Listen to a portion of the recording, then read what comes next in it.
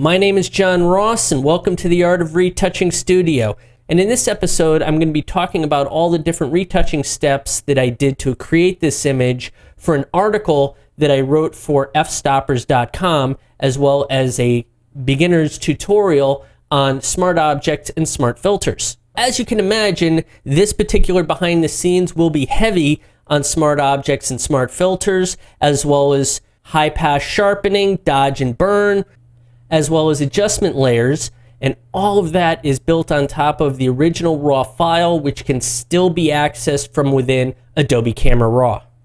So if you want to see what a truly non-destructive workflow is, it's not going to get any better than this.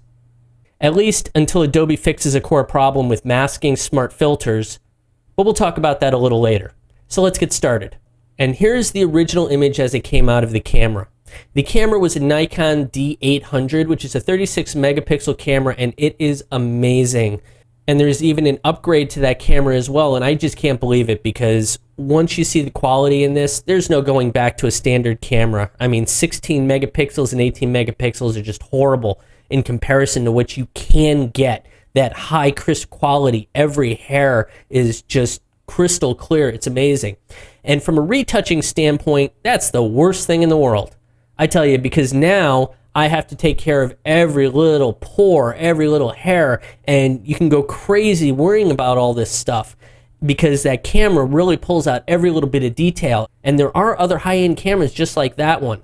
So do I love working on those images? Absolutely. Do I hate working on those images? Absolutely. But let's not think about that right now. Let's just focus at the task at hand, which is to bring this image to a baseline. So there are only a couple settings in this basic panel that I actually adjust, and this is what they are. We can make this exposure a 0.65, highlight of 14, shadows of 100, clarity of 5, and saturation of 8.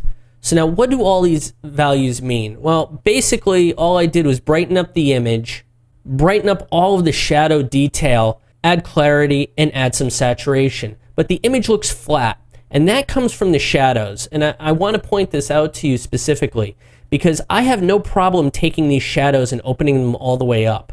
The real trick of it is to take these blacks and bring them all the way down. If you ever watch any of my videos where I do camera raw work, you will often see me take these shadows and really push them up, usually somewhere around here, and then push the blacks back down. Because generally what happens is you're opening up the shadow detail for more detail to be seen, and then you're putting that punch back in with the blacks. So it adds that contrast. So something along these lines is generally how I work on my images. Now in this particular image, I don't go into any of the other panels or use any of the other tools. This is a very straightforward retouch for me.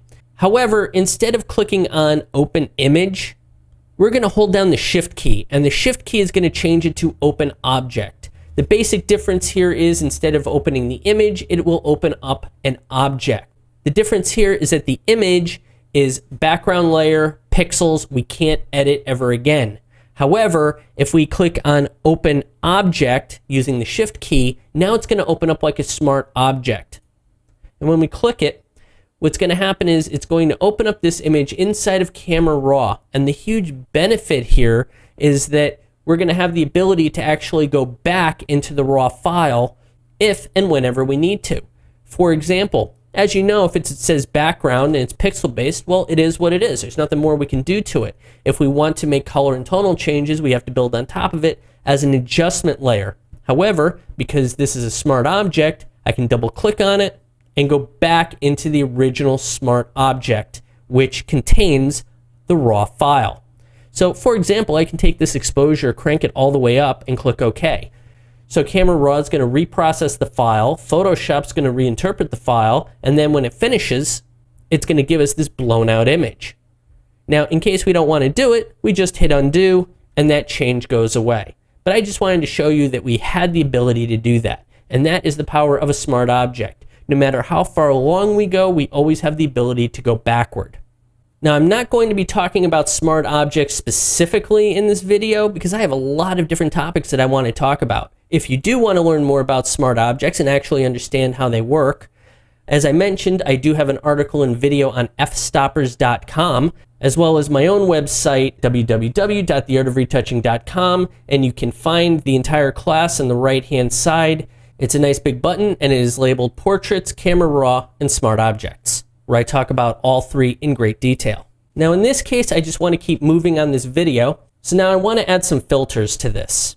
And the beauty of using filters on top of Smart Objects is that they are completely editable. Just like the raw file is inside of the Smart Object, any filters that we use on top of the Smart Object are also completely editable. Let me show you. I'm going to click on Filter, come down to Imagenomic, and go Portraiture. Oh, I know, blasphemy, right? Well, depending on your background, you may either use Portraiture or you may not. Now, if you want to spend the 2, 3, 4 hours doing all of that little blemish work by hand, then be my guest. I, however, have other things to do with my time, and I would rather spend 30 seconds on this topic rather than the next 3 hours. Is it a shortcut? Yes. Is anybody paying me to do it the long way? Absolutely not. Again, it all depends on your industry and what your goals are, but for me, there's nobody paying me to sit here and do 3 hours worth of work, so I'm going to avoid that at all costs. So for me, this is the path of least resistance. However, like any other tool, there is a right way and a wrong way. I'm going to show you the right way. Portraiture is best used very, very subtly. You don't want to just use all these sliders and buttons and things just because they're available. Don't do it. Here is the very simple way that you should be using Imagenomic Portraiture. Take this top setting of fine, bring it down to the left, which is -20. Take medium, leave it in the middle to a setting of 0. Take large, bring it over to a setting of +20, and then simply adjust the threshold for more or less of that effect. All this other stuff is a little bit of cannon fodder, simply meaning it's extra, don't worry about it. I do have a video on my website, once again, www.theartofretouching.com, where you can find an actual walkthrough video on how to properly use Imagenomic Portraiture, where I do talk about all these different settings and what they can actually be used for.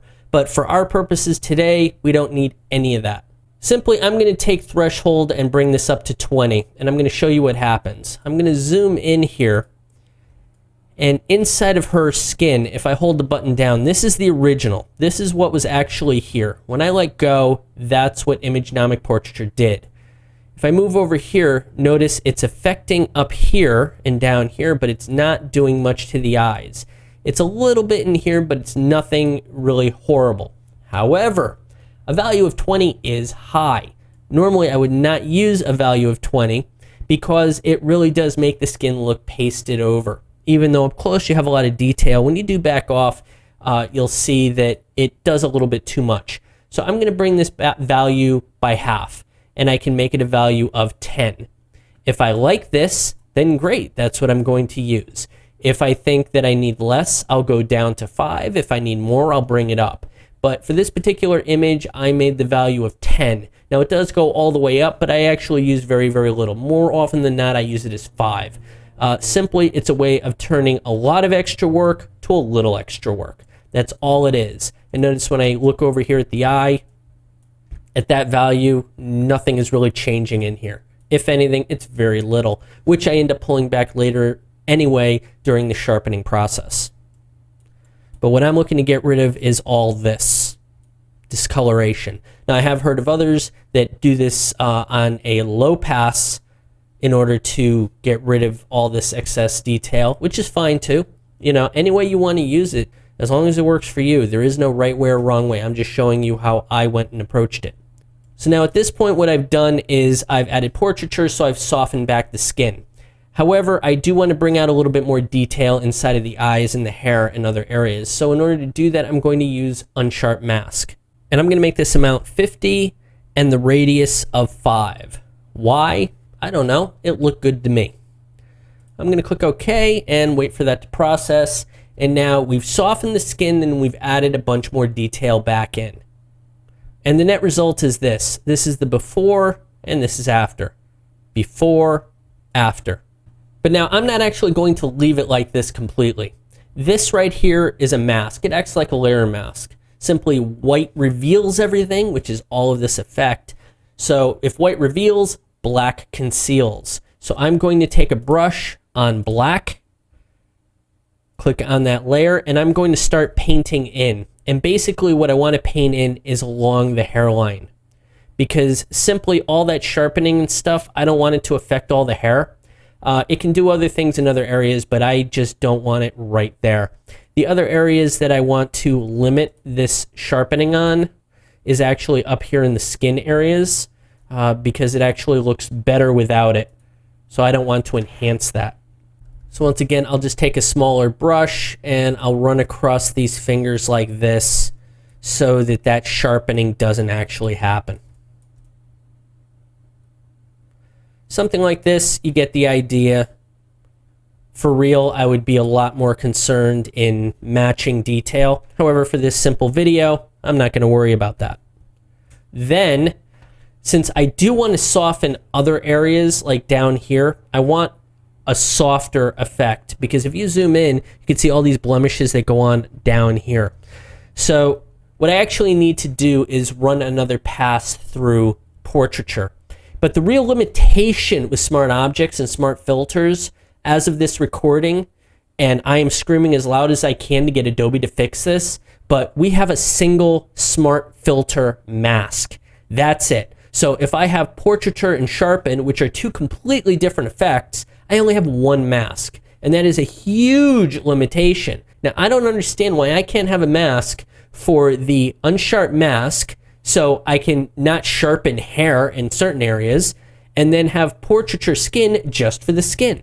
The way that it works is limiting, and it causes me excessive work. But for this particular video and how I had to handle this particular image, all I could really do is make a duplicate of this layer right here and take these smart filters and throw them away. So now here we have the same exact raw file, which is inside of both of these. Like if I double clicked and I go inside of them as a smart object, it will be the identical raw file inside. The only difference here is I'm going to do a completely different effect on this layer on top. And this is simply to compensate for this whole masking problem. Otherwise, I wouldn't even need to bother. So I'll go filter, and once again, go into imagenomic portraiture. And this time, instead of doing it at a low value of 10, I'm going to bring it up all the way to 40. And if I was to use this on the skin, it would be way too much. However, I'm going to use it down here in the lower parts of this image where I don't want to see all this detail. And I'm not going to use it all over so it looks all pasty like this. I will be creating a mask in order to go around certain areas that look the worst. So now I'll click on this smart filter mask, turn this entire thing to black so that it conceals the entire effect, which I use Alt Backspace on my keyboard because I'm on a PC right now. And then simply with a white brush, go in here and just start painting back in these center pieces that are generally distorted. Things that I want less detail on, because down here at the bottom of the image, people are less prone to be seeing all this. Now, right now I'm going in here with an opacity of 100%. However, during the real working on the image, I used a Wacom tablet with an opacity, pressure sensitivity, flow, and whatever else I actually did. And then now here is going to be the final mask I came up with. So as you can see, there are certain areas that I was heavier with and other areas I was not as heavy with. And the basic end result was something along the lines of this.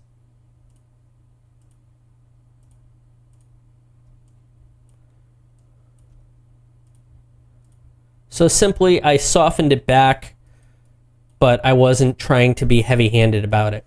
Just enough so that it wasn't obvious. So right now, this background is basically taken care of, and this is what I personally would consider a good base image. I've taken care of tonal problems, some general color problems in the raw processor. Then I did the skin corrections, did a little sharpening, and together these two can go into a folder. I'll name it back for background, and then now this will act as what I would consider an out of the camera image that I can start building on top of inside of Photoshop with different adjustments and other changes that I need to make. Now, somewhere that I want to start is going to be with high pass sharpening. Now, I know previously I did unsharp mask, but generally that was to enhance the details in the skin.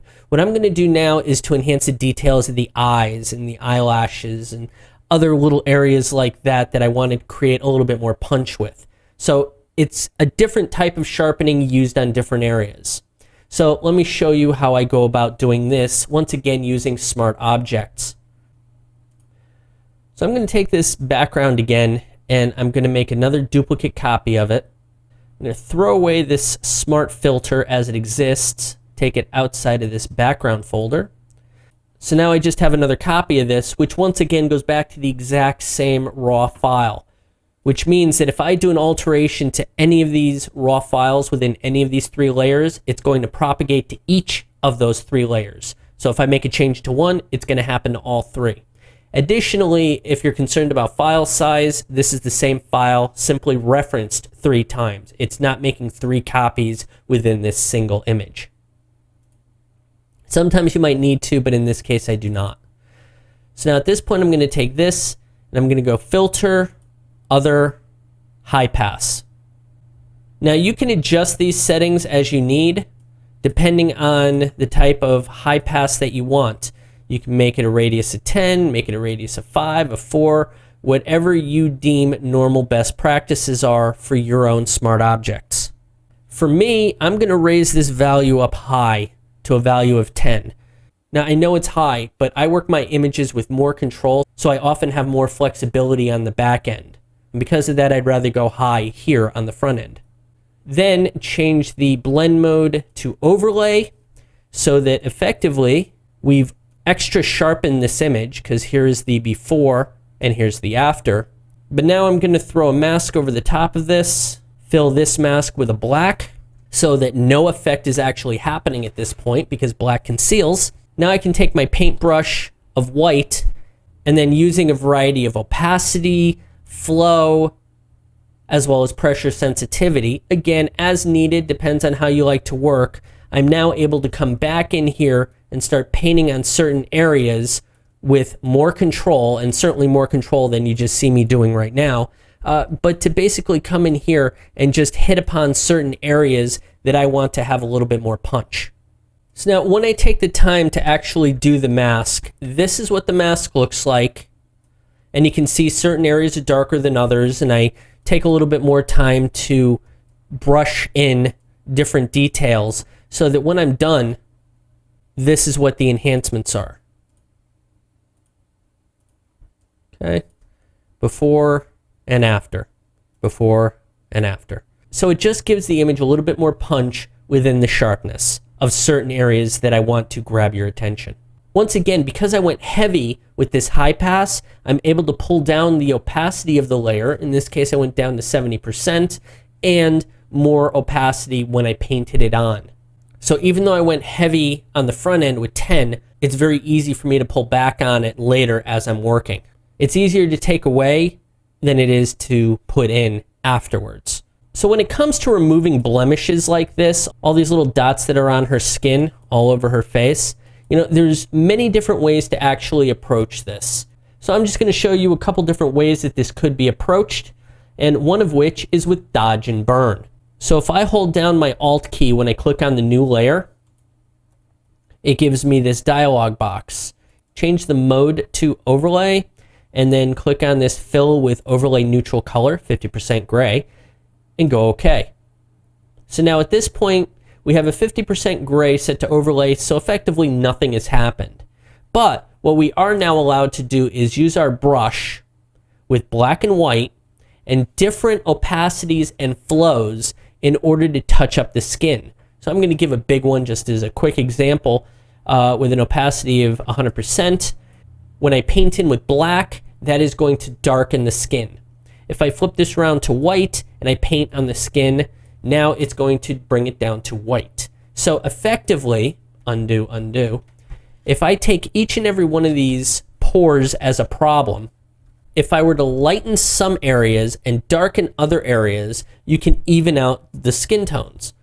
So I'm going to drop this down to 20, which is still a little heavy-handed, but I just want to get through this quickly.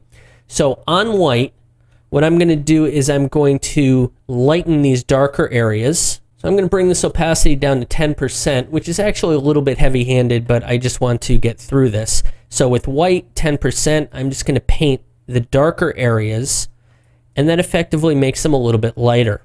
Then I can take the black, flip this around, and paint on the lighter area.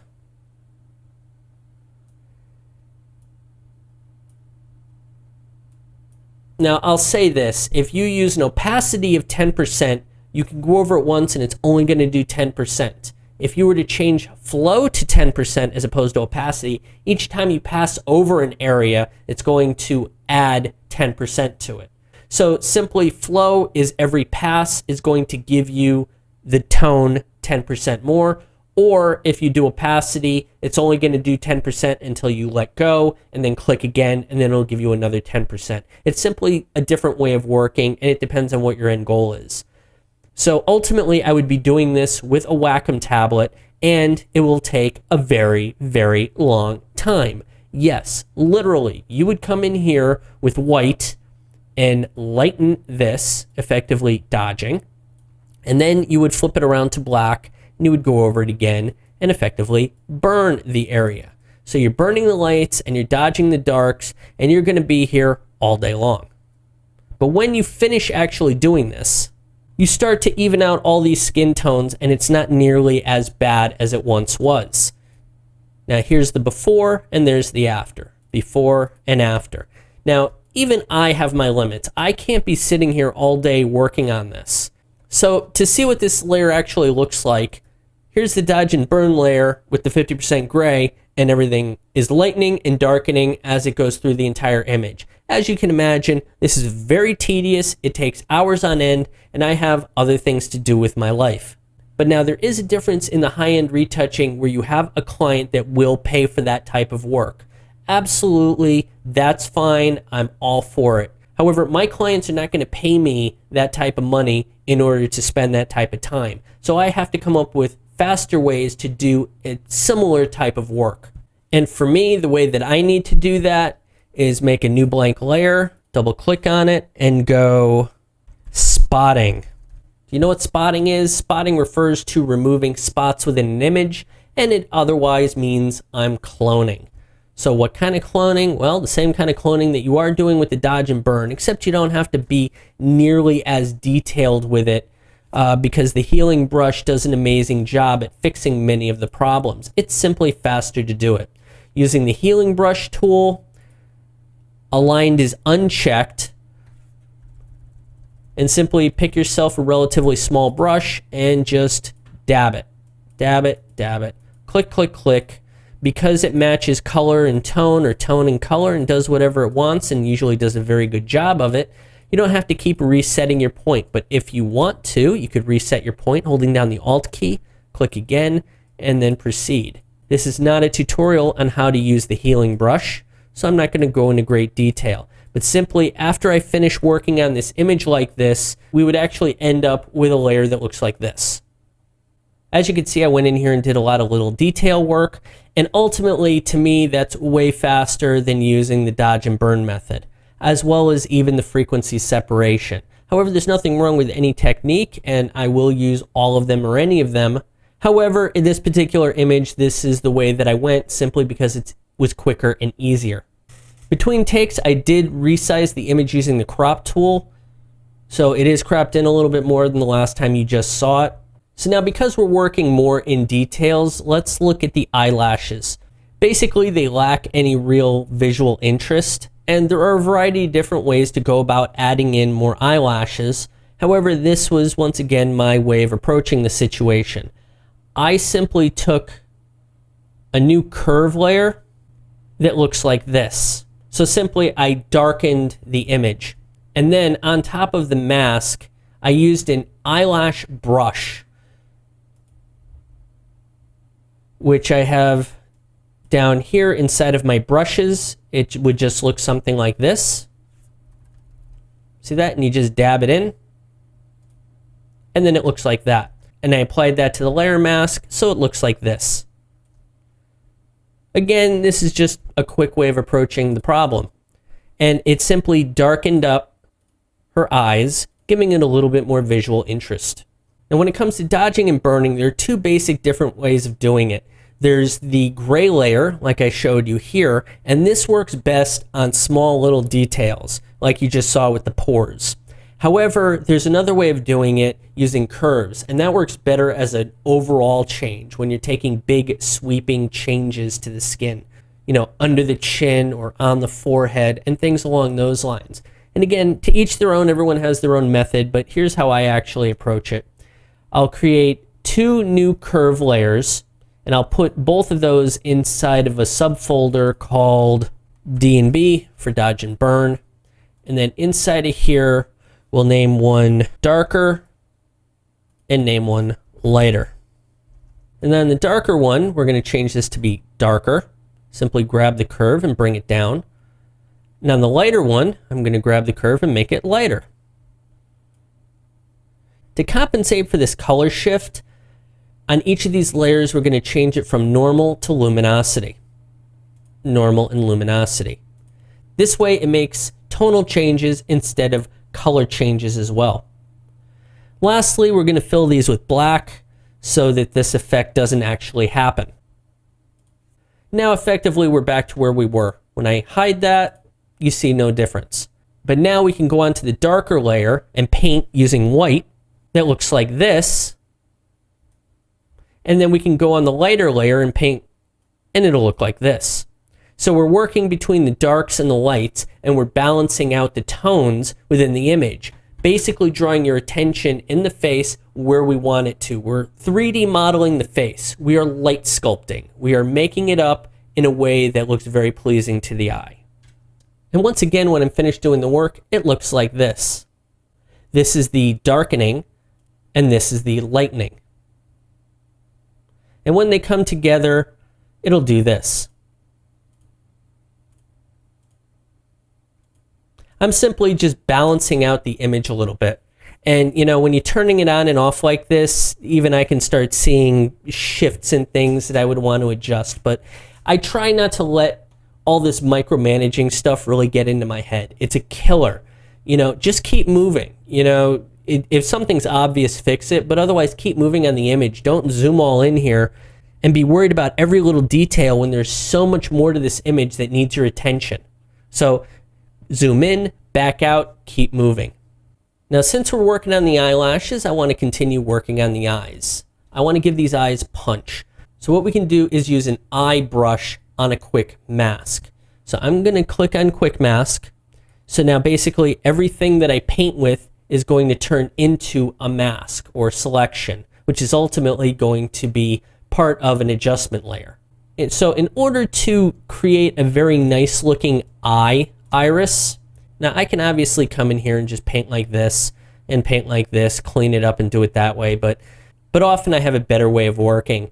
I will go with down here, I have iris brushes, and these can also, like the eyelash brushes, be downloaded off the internet. Just do a Google search and then you can load it in right here with load brushes. So you download it, you load it, and then it drops in all kinds of nice new neat brushes for you. So I'm just going to pick one that's dead center here, make it smaller, and basically inside of the eyes I'm going to do this. And it's going to create an iris effect. When I zoom in, you can see that there's all this little detail that's going on. So it just enhances the eyes when there's a low level of detail going on. So basically I kind of match it, line it up, click, come over here, line it up, click. Then when I come out of the quick mask, I now have the iris selected so I can apply something to it. In this case, I'm going to affect the vibrance and saturation of the eye. And in doing so, I'm just going to take this and crank it all the way up. Now, I could pull it back and go at different settings, so I can do a little bit on vibrance, a little bit on saturation. I can play with it, tweak it, whatever I want to do. But this is 2 sliders. I'd rather just work on the one and make it 50%. Because it's not only the setting here, but by changing this, it's also the setting of the mask itself. Basically, I'm taking the entire layer of vibrance, saturation, and the mask and dropping it down 50%. Is it heavy-handed? Yeah, maybe. But you know what? I'm trying for some colorful punch to the image. If it catches your eye, then it catches your eye. If it doesn't, it doesn't. Besides, you can always adjust this any way that you want within your own images. So in the interest of moving this video along, because it's becoming as long as I expected, but way longer than I had hoped, I'm just going to quickly show you some changes that were made to the original file.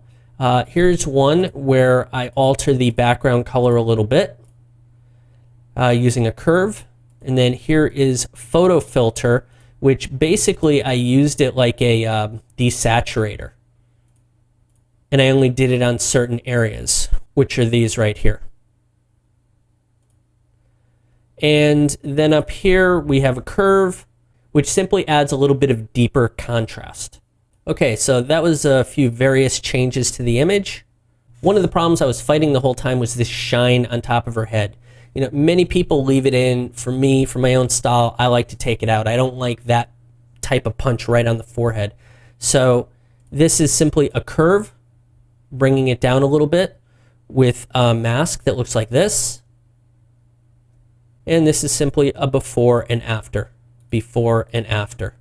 So it brings the shine here as opposed to up here. And mainly those are areas that are out of bounds anyway. You know, you don't want to bring the eye here. I want the eye down here.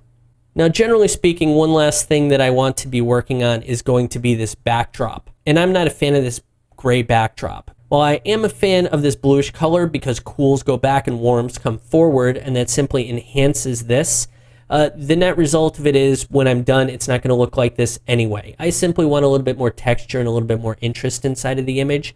So for that, we go to Google. And for Google, I'm just going to go, and inside of Google, just type in texture,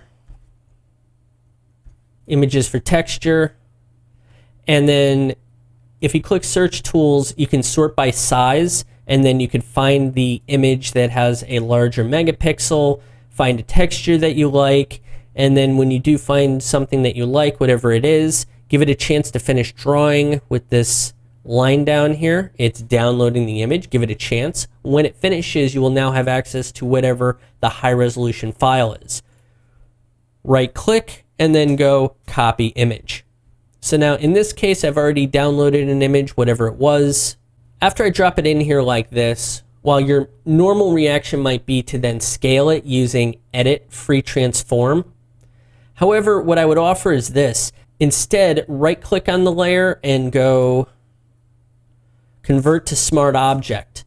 If you do that, then this will give you the opportunity to scale the image up and down, and it doesn't matter how many times that you do scale it up and down, it will always reference back to the original file. So what that ultimately means is you can make it big, take a look at it. If you don't like it, you can rotate it. It'll reference the original file, pull that back in. You may scale it a little bit. It'll always reference the original file, and it will always retain its high quality settings. So right now, if I go to free transform and blow it up and say OK, it's going to go back to the original, scale it up, and bring it in like this. I will also offer this one little tidbit for those that are still actually watching. Inside of Photoshop, you have free transform. When you do a free transform, just like this, or transform, or any of these tools over here, basically it's using an old school method. It's using an old way of scaling these images. And during my testing, it is not particularly good. Inside of CC, at some point in CC, they changed something. And what they changed was this. What this means is if I use free transform to scale, it's using an older technology, so the scaling is not as crisp, clear, or accurate as this next way I'm going to show you, which is to create a new image, paste the texture or whatever other layer that you're actually working on, then go into image resize. And if you scale it up here, you have the option to use preserve details enlargement. Automatic is fine because it will use this, but basically preserve details enlargement is a new to CC feature and not in CS6 or 5 or 4. Now in this case, I don't care because I'm going to do something else with it, but I just thought I'd give that little bit of information to those people that are actually still watching. So now instead of leaving this up at 100%, I'm going to drop this opacity down to something low like 12%. Simply, I want a little bit of texture in the background. I'm not looking for anything heavy-handed or obvious. Just a little something so it isn't flat. I'm going to put it inside of a group folder. And the reason I'm putting it in a group folder is because I'm going to add some more layers to this. For example, I know I'm going to add curves. And simply, instead of dealing with a mask on this layer of her hair and her shoulders, another mask on the curves layer of her hair and her shoulders, and yet another mask on another layer that I'm going to create, basically, instead of having 3 separate masks, because I put them all inside of a group folder and then put a mask on the group folder itself, this is going to take precedence over everything else inside of it. So I can take this layer mask on curves and simply delete it. It doesn't matter, because this mask that I paint on once is going to affect both the curve as well as the texture. Just to show you, I'm going to click on the curve and do something crazy with it. Then when I paint on this group folder mask with a black brush, you see I'm cutting through not only the curve, which is lightening the image, but also the texture.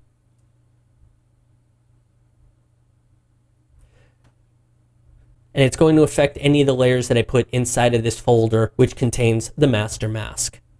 So when I finish doing what I'm doing, I have a mask that looks like this. Okay, some of it is a little bit detailed, some of it is ghosted back, but at the end, my intention here is so that when I put this layer of texture over it, it just kind of blends in with the hair. A little bit in, a little bit out, nobody's the wiser. I have this curve that I add to darken the background, which really brings her forward, right? And then, so it isn't quite so blue, I have a black and white layer that I simply use to neutralize the background. And I throw a little tint on it so it isn't completely neutralized. And then in this case, I've given up the cool goes backward, warm comes forward.